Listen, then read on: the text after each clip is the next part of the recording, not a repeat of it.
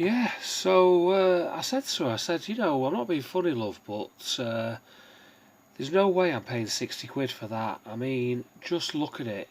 It looks like a wizard's sleeve. Anyway, I've got to go, Father O'Malley. I'll see you at church tomorrow morning. You'll know me. I'll be at the front with a Roman missile under my arm. I've got to do my YouTube video now. I'm just going to start it. See you later. Bye. Oh, sorry about that. Hello, YouTube. Just talking to the priest. Yeah. 2 videos in 2 days. I'm spoiling you. But this is going to be weird. If you think last night was weird, this is going to be weirder. I'm not going to talk much about reselling. I'm not in the mood. I'm not on drugs, and I'm not drinking. I don't drink. Just for a bit of information there. You all know I don't drink, but I do have health problems. And nose is a bit blocked today. I'm going to go see the doctor on Monday about that. I don't want them polyps coming back. I think they are a little bit. But I have got a few little things I want to discuss about eBay. But had it been slow today on eBay? Eh? Really slow? What have we done? 215 quid. Well, I've still got 22 minutes to go. Which counts as a slow day for me, that. So I've got a few things. Firstly, we can't have a show without a John Cooper Clarke poem. So I'm going to do him first, but I've got some real highbrow stuff for you tonight. I've got stuff on here that I didn't even know I liked, but I do, apparently. Right, so just let's have a bit of John Cooper Clarke. I thought I was going to do tracksuit. Well, I'm not doing tracksuit. It seems to be doing Majorca. Now, I know it's called Mallorca. I know that's how we all say it. But John Cooper Clarke, in his poem, it's Majorca, like they used to say it in the 70s. So, here we go with Majorca. Fasten your seatbelt, says the voice. Inside the plane you can't hear no noise. Engines made by Rolls-Royce. Take your choice, make mine Majorca. Check out the parachutes, can't be found. Alert those passengers, they'll be drowned. A friendly mug says settle down. When I came round I was gagged and bound for Majorca. And the eyes caress the neat hostess, her unapproachable flip finesse. I found the meaning of the word excess. They've got little bags if you want to make a mess. I fancied Cuba, but it cost me less to Majorca, whose blonde sand fondly kisses the cool fathoms of the blue Mediterranean. They packed us into a white hotel. You can still smell the polycell, wet white paint and air-conditioned cells. The waiter smelled of fake Chanel, gallows, garlic as well. Says if I like I can call him Miguel. Well, really? I got drunk with another fella who'd just brought up a previous paella. He wanted to fight, but he said they were Mayella in Mallorca. The guitars rang, the castanets clicked, the dancers stamped and the dancers kicked. It's likely if you sang in the street you'd be nicked. The double diamond flowed like sick. Mother's pride, tortilla and chips. Pneumatic drills when you tried to kip in Mallorca. A stomach infection put me in the shade. Must have been something in the lemonade. But by the balls of Franco I paid. Had to pawn me bucket and spade. Next year I'll join the International Brigade and take a trip to Majorca. So that's John Cooper Clarke's Majorca. That's Chrome in it then, because it fills the screen, that one.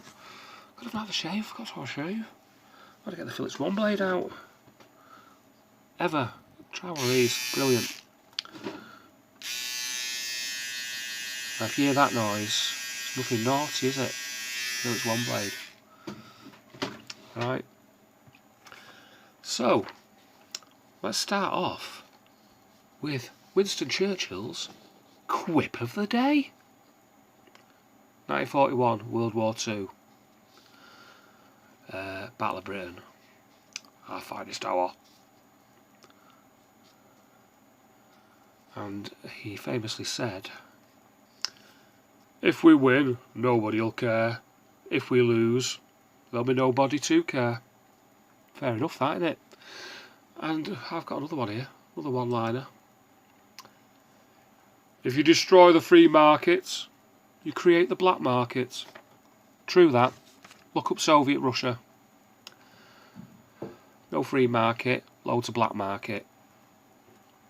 Where do you think they got that vodka from? Right, so that's Churchill's quip of the day. We've done that. We're still on non-alcohol beer, and you know, it's non-alcohol. I don't need a drink. I'm mad. I've been mad for years without drink. In fact, drink calms me down. And I'm not allowed to drink because I'm on warfarin. So the guy who left a comment who thinks I'm an alcoholic, all I can say is bollocks. Right. Yeah, so I was looking through a few poems today, and this one came up. I know it's supposed to be a reselling video, this, but I've already told you that eBay sales are slow today, so, you know, be thankful. Yeah, so this poem, and it's a classic. I'm going to have to move my screen around a little bit. So prepared, aren't I? Fails prepared, prepared to fail. Only closers needed. And I'm going to show you later on. I've got my great-granddad's illuminated address. I've got photographs of the CWS biscuit factory, where he worked. All his staff. You're going to love that. Believe me, if you like local history, and you live from Manchester, you're going to love that. That's ready. That's prepared. That's for later. It's like if you're from North Manchester. I'm from the posher part. I was from South Manchester, but if you're from North Manchester, it's like, it's not Asda, it's Asda. I'm going to Asda. Right. So here we are. It's Rudyard Kipling's. Yeah, he didn't just write the Jungle Book, you know. If you can keep your head when all about you are losing theirs and blaming it on you. If you can trust yourself when all men doubt you, but make allowance for their doubting too. If you can wait and not be tired by waiting, or being lied about and don't deal in lies, or being hated, don't give way to hating, and don't look too good nor talk too wise. If you can dream and not make dreams your master, if you can think and not make thoughts your aim, if you can meet with triumph and disaster, and treat those two impostors just the same. If you can bear to hear the truth you've spoken, twisted by knaves to make a trap for fools, or watch the things that you give life to broken, and stoop and build 'em up with worn-out tools. If you can make one heap of all your winnings and risk it on one turn of pitch and toss, and lose and start again at your beginnings and never breathe a word about your loss.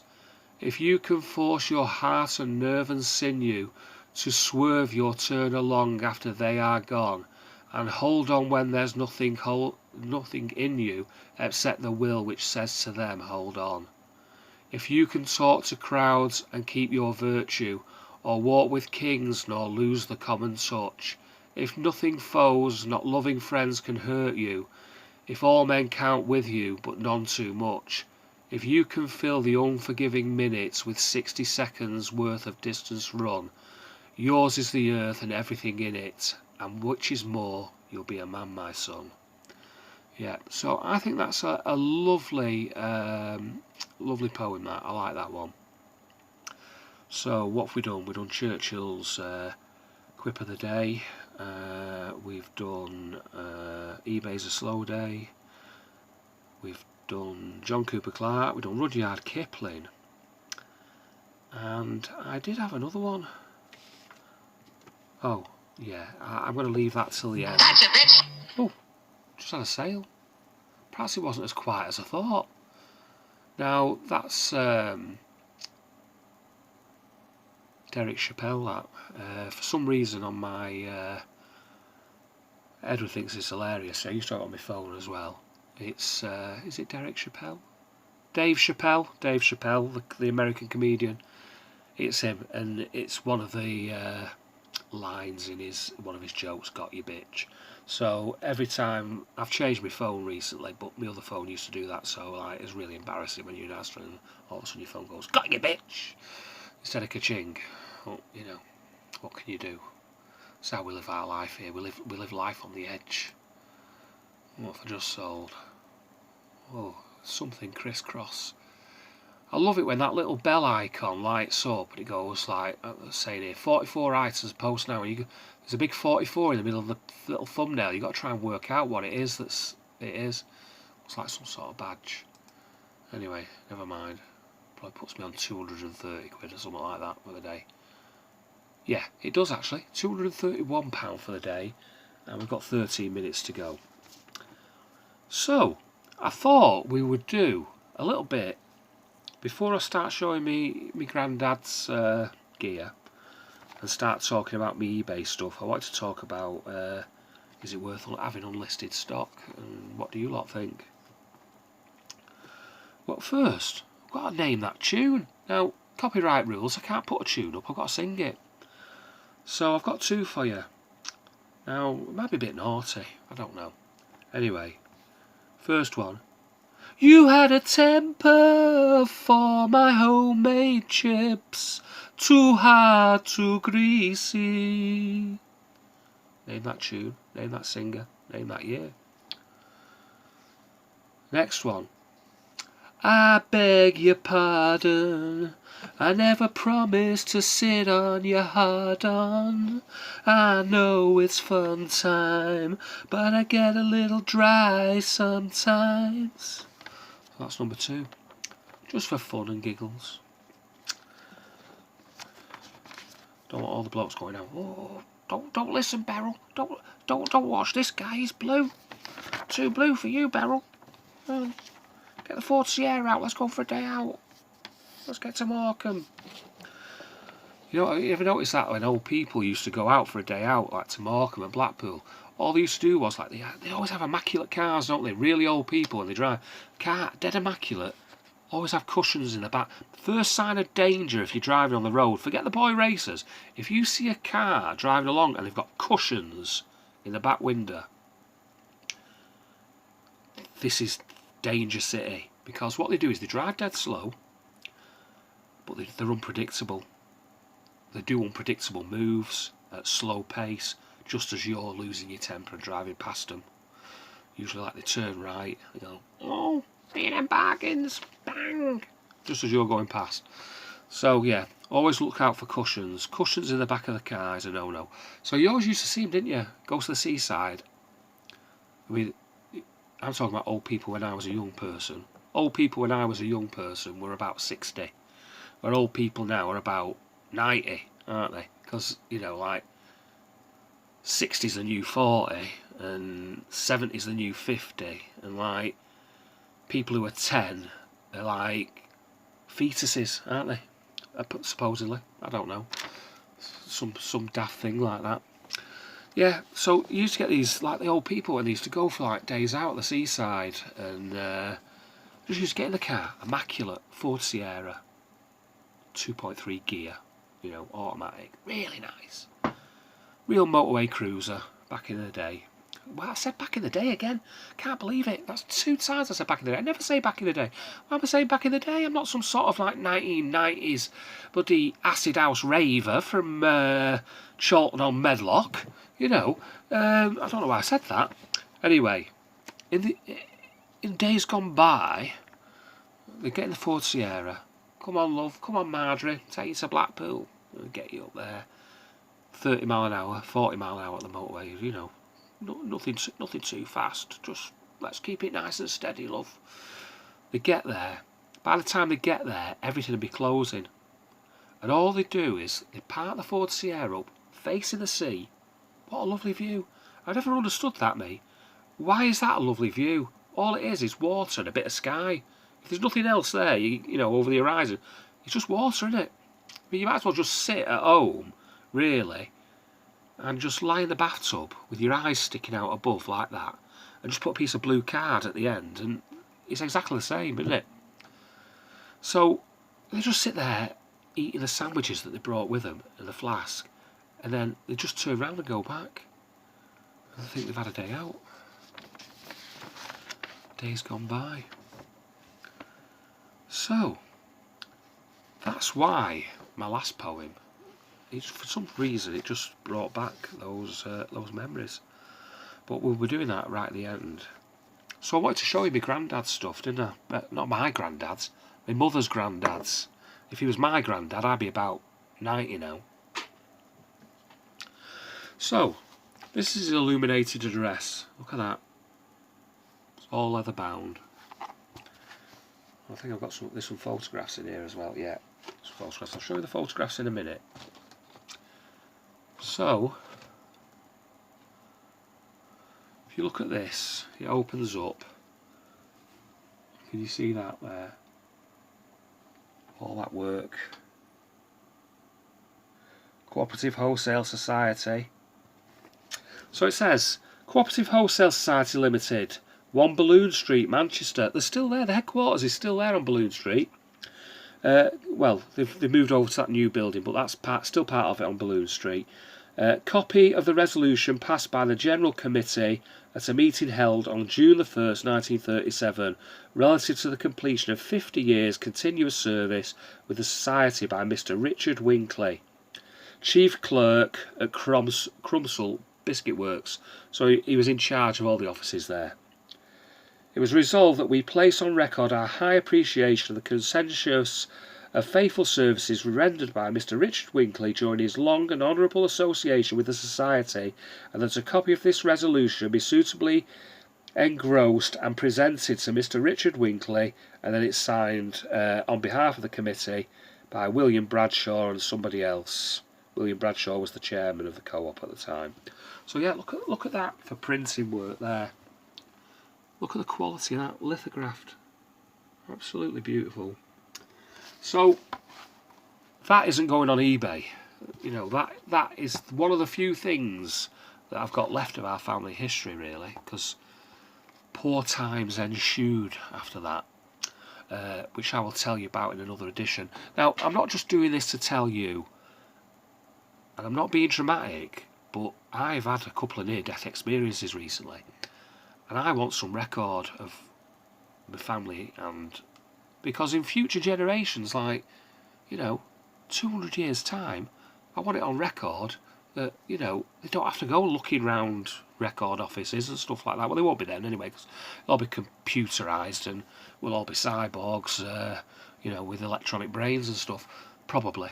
Maybe. You never know. So, but I'm just trying to put a bit of a record together. And for my own amusement, it's just for my own amusement, my own twisted amusement, hence the name of that tune. Right, so got 3 pictures here. I did actually put some of these on eBay and they never sold, bastards. But these 3 I kept. So here he is, there he is in his office. I'll just turn it like that to get the thing there. You can see, look at the old. I mean, he did 50 years in 1937. That means he started in 1887. But you can see the old impressor there on the window, you know, that does the old thing into the paper, you know, embosses it. 2 telephones there. God, they'd be worth a few quid now, wouldn't they? Nice little desk and real comfy chair there. I mean, you can see he's getting on a bit there. He must be getting up really ready for retirement. And just look at that. He's left-handed, just like me, just like me. In fact, there's a bit of a likeness there, you know. He's got his balls at the back like me, yeah. He's a bit chubby. He's got a double chin. Come off good stop, me. Come off good stop. So there he is. That's his desk there. You see, he's got an office all to himself in 1937. What else have we got here? Oh yeah, now this is a cracker. Now this must be his driver, because them days, I don't think he drove, I think he had a driver. Look at the car there. CWS Biscuit Works at Crumsall. And you can see there, Art Deco building. Look at the curves on those bricks there. Proper Art Deco with the... So this will probably have been rebuilt several times while he worked there. I'll just tilt it again like that to get a better view. So you see there the old cobble street and CWS Biscuit Works. I mean, this would have been an expensive photo in that time because it's quite a big photo. He's had it blown up quite big. So there we are with the old... I don't know if that's a Rover or not. It's quite a big car. So that's that. I've only got one more. And this is all his staff. Now, I love this photo because you can see him stood at the back. There's another couple of management staff stuck at the back. But look at these lot. Look at them all there. Remington typewriters. Look at them. So they're all there. These must be the accounts girls. They've got some sort of calculating machines there on that side there. So you can see him stood by the window, keeping his eye on them, making sure they're all working. There's a manager there at the back as well, a younger manager. And you can look at all the fashions there, typical 1930s hairstyles and what have you. Look at those windows. Just high enough so you can't look out. That's clever, that, isn't it? Keep people working. They can see the sky, but they can't have a nosy what's going on in the street. If you look there, it's at her head height. Like the old school windows. If you go into the old school buildings, you see that quite a lot. The windows are quite high up, so the kids can't look out the windows. They've got to concentrate on what the teacher's saying. So yeah, they're lovely photos, and again, they're not for sale. I'm just keeping those. And these probably started off with love. Oh, I just noticed as well there. Parquet floor, look at that woodblock floor there. Parquet floor. Yeah. That factory has long gone. I don't even know what's on the site of the old CWS Biscuit Works. I'd have to investigate that one day. Yeah, so that was my great-grandfather on my mother's side, Richard Winkley. So obviously my mother's mother was a Winkley. I'm a Chapman, obviously, because that's come from my dad's side of the family.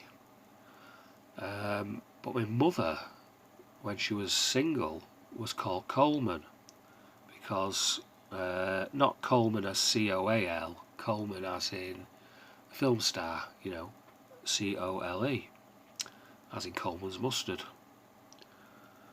Now, my great-grandfather there, they only had one child, and that was May. So she would have been May Winkley, and then she married twice, but she never ever told anybody in the house or the family about her first husband.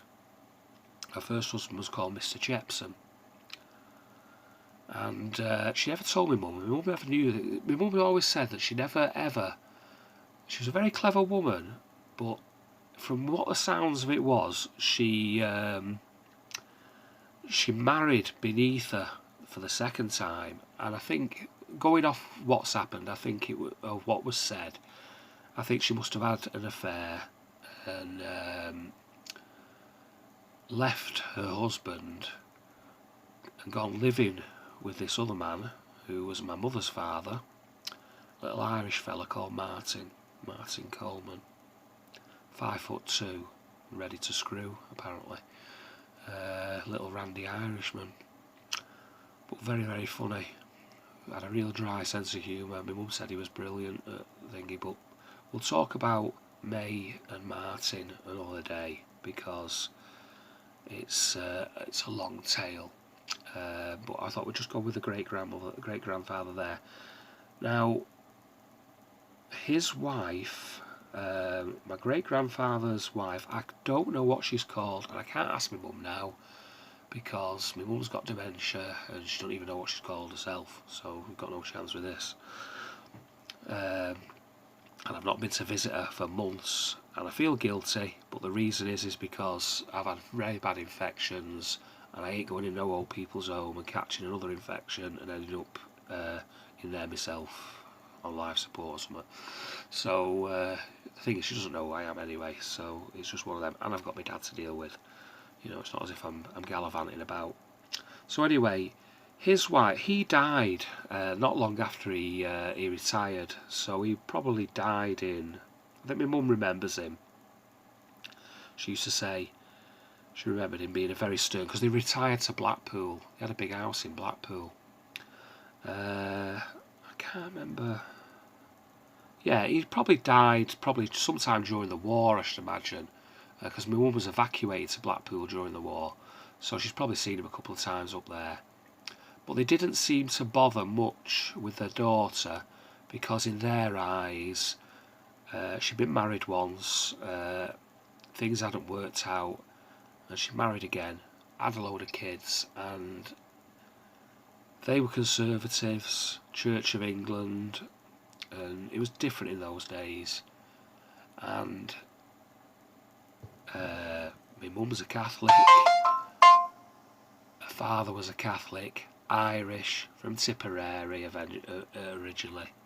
So there was some sort of friction in the family, and he didn't bother with them, and they didn't bother with him. So my mum didn't see much of him, but they did in later life see a lot of his wife, my mother's grandmother, and she lived till the age of 96, and she died because she came to Manchester to visit her daughter, my mother's mother, and she caught Asian flu and it killed her.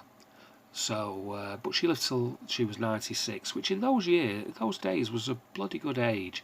They come from a long, and her sisters, I think she had sisters as well, and they all had boarding houses in Blackpool, and they were still running boarding houses into their 80s. They were quite a long-lived family, but the long-livingness of the family skipped a generation after that, which was my mother's mother. But I will tell you about that at a later time, because lots of things happened in that era. Yeah, so that's him, Richard Winkley. 50 years service, illuminated address, pension, bonds, house in Blackpool, lovely chauffeur, the lot. But he did it all himself. He started working on the gate there. He was a gate man when his daughter first got a job there at the biscuit. It was a biscuit and cake works. She lost all her teeth through the icing sugar because she worked in the icing room. And because the sugars was in the air all the time, it's like dust, it just completely rotted her teeth. So everyone them days I seem to have false teeth. Not like us now these days, we've got teeth, haven't we? Well, them days they didn't, they had false teeth for some reason. But I'll tell you another story about the false teeth another time. I've got so many stories I could talk for years. Anyway, so he was on the gate them days when she first started there as probably as a junior icer, icing the cakes. And if she was like 3 or 4 minutes late, he wouldn't let her in. He used to send her back home. Well, you lose a day's pay, gone. And that was his own daughter. So he was a stickler for the rules, and obviously he was a company man through and through. Where I differ from that, because I'm sort of like a maverick, and I do what I want when I want. Obviously, I after doctor's advice, of course, I've changed a little bit. But yeah, so what I was thinking about today is, I was looking at all this unlisted stock behind me, and like I say, we've just spent £2,500 on stock. So, is it worth having unlisted stock? Really? To be efficient, we've got a big inventory. I want a bigger inventory. That's set. That's happening. Because I want to get to a certain level of turnover. So, my stock here, really, should be all listed before I buy anything else. But we don't do that, do we? We all do this. We always have more stock unlisted than we've got listed. Obviously, there's some sort of an addiction to buying here. I mean, we all love to go out. We all love to find the stuff. Yeah, I can make money on that. But, do you know something? I just saw something move then. Tell you what, I swear this house is haunted. Things disappear and reappear and stuff like that. And I just saw a shadow move across something. Just, I don't know what it is. Anyway, never mind. As long as they don't move too much, I'm not bothered. Don't mess with me SKUs, ghosties. Right, so yeah, so we've got this addiction to buying. We buy all sorts where we don't need to. I'm going to have to try and get a handle on this. So I'm going to make a commitment now. I'm going to get through this back stock by Christmas. Stuff that's not as good as what I've got on now is going to get lotted up and sent to auction, local auction. Stuff that's as good or better than what I've got on now is going to get listed.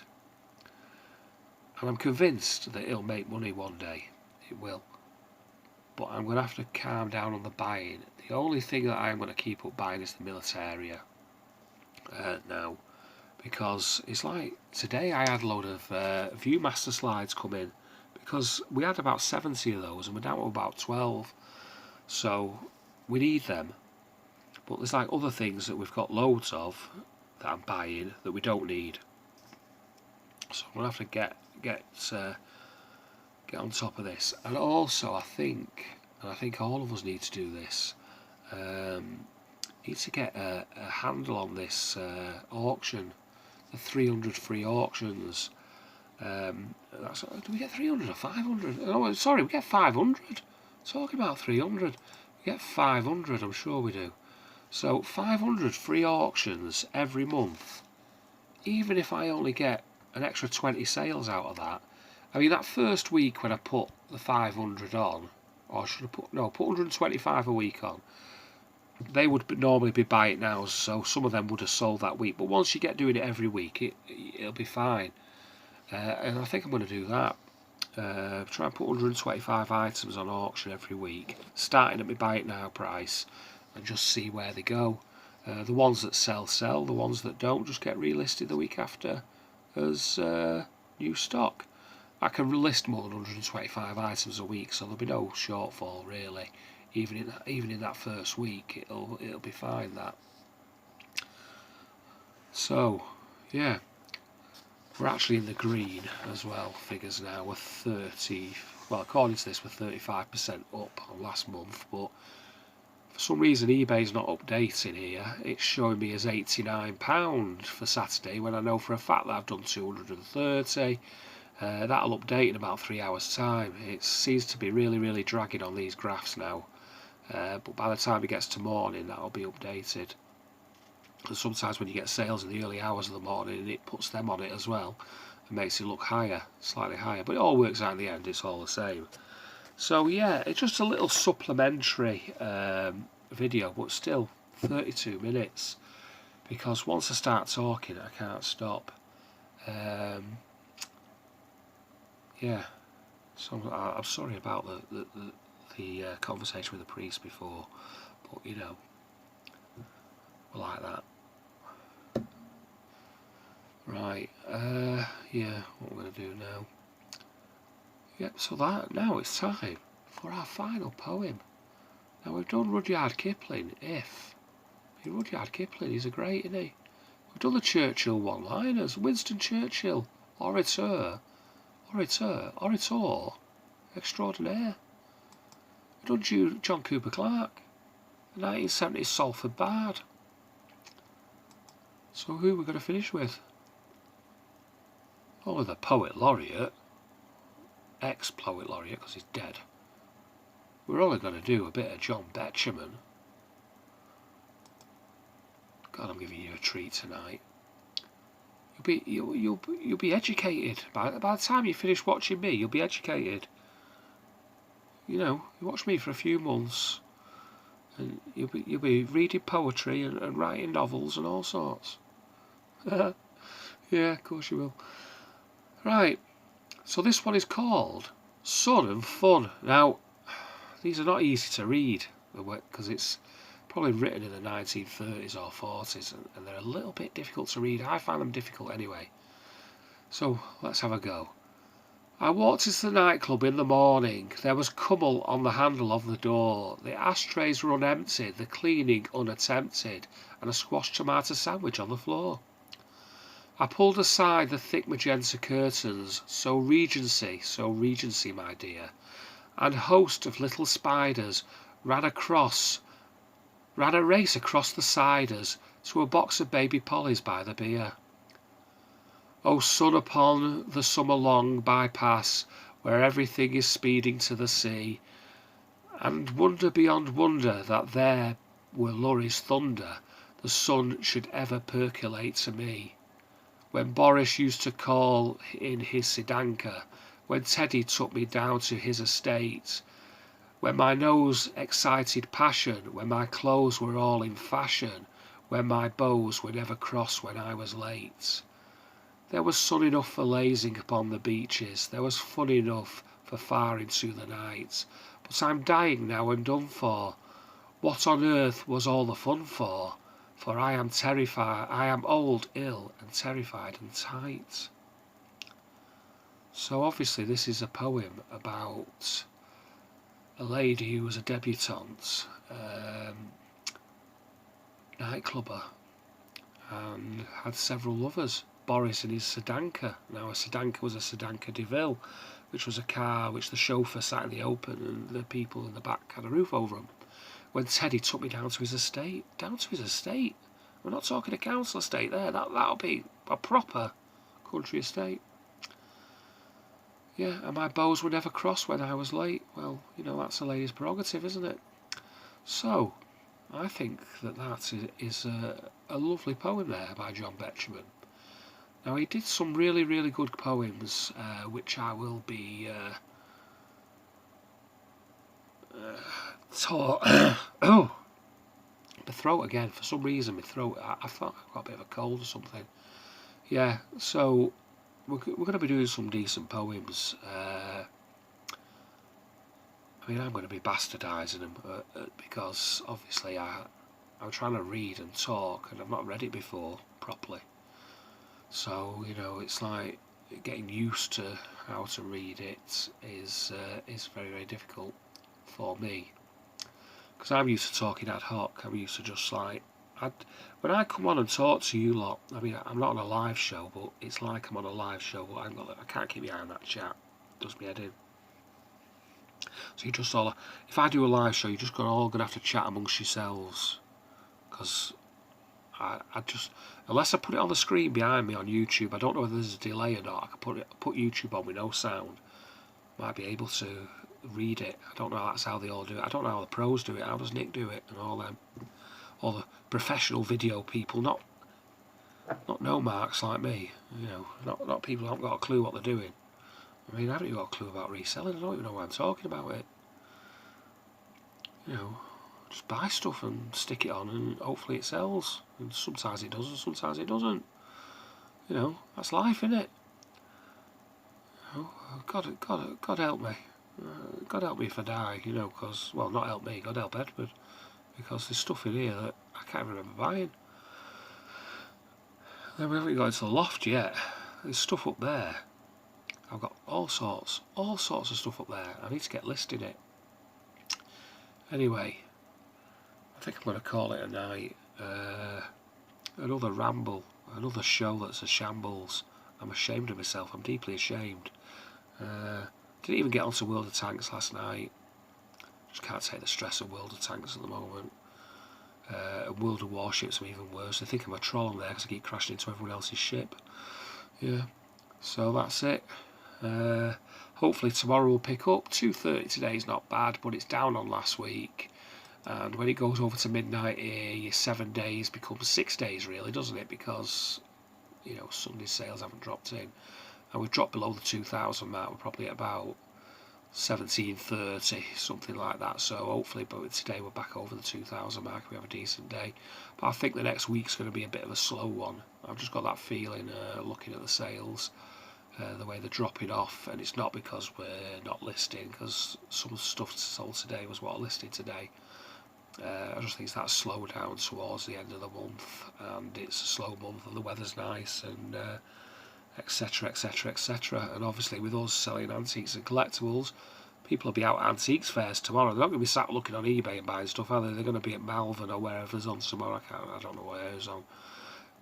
There'll be some decent fairs on tomorrow, so they'll be going to them, won't they? I'm not sure whether I'm going to go anywhere. I don't know whether to risk going to the car boot or not. I think I might do.